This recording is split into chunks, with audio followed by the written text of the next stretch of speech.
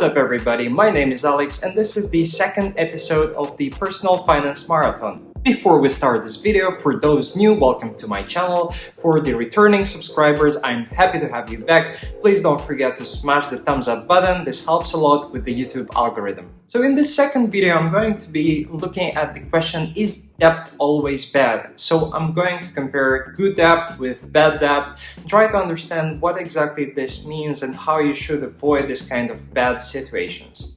To start this video off right, we need to look at what debt is and how this is applied in different situations. Debt is a simple thing, it's just the amount of money that you owe to someone or a company, and usually this accrues interest over time. There are many types of debt nowadays, and the most common one for millennials is of course the student loans. Debt is also accumulated from banks and also from other loan lending organizations, microfinancing firms, credit cards, car leases, and of course also mortgages. My aim for this video is not to tell you the details of all these loans and credits and how they transform your situation into debt. I want to focus more on the opportunity cost of having one debt comparing to the other one. Finally, answer the question, is debt always bad? Personally, I don't think so, and I think there are a couple of debt situations which might be actually beneficial for you. In order to demonstrate this to you, we need to take some examples and look at some proper case scenarios. The easiest example would be mortgages, and that's something that usually people are afraid to get into because it takes a lot of time to pay back and a lot of money that you have to put in first place. If we look at all the statistics, it's most of the cases a mortgage will pay back and would be even cheaper than renting out. If you calculate all the advantages and disadvantages of getting into a mortgage and also place down all your plans for the next few years, you might realize that this could be a form of a very beneficial debt to you. I think you're actually paying someone else's mortgage and paying much more than if you would be having your own place and not only saving money but also putting down the payments for your future home.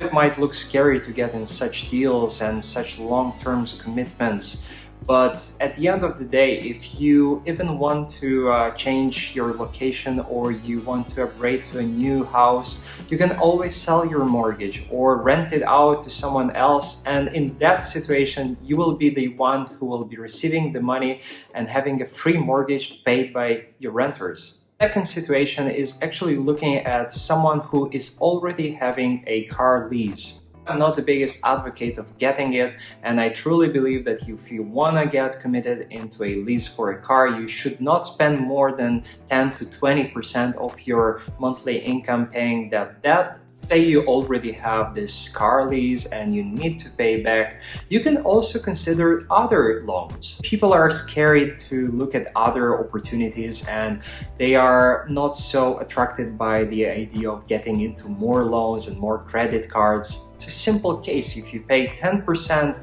interest on your car and you have the opportunity to get a loan from a microfinancing agency for 7%, then you're winning 3% per annum, and this could be loads. The final idea that I'm trying to give you is that loans and credit cards and debts are not always as bad for you, and if you have some opportunity cost to save in some other parts of your spendings, then you definitely should consider this option. There are people who actually need these loans to fuel their businesses, and even in the example with the car lease, if you plan to open a car rental place and you see that your potential income could be much higher than leasing that car, then you might just go for this option for now and then pay it back very quickly by renting it out with much higher amounts. Getting this kind of loans or leases could actually fuel your business and help you prosper and get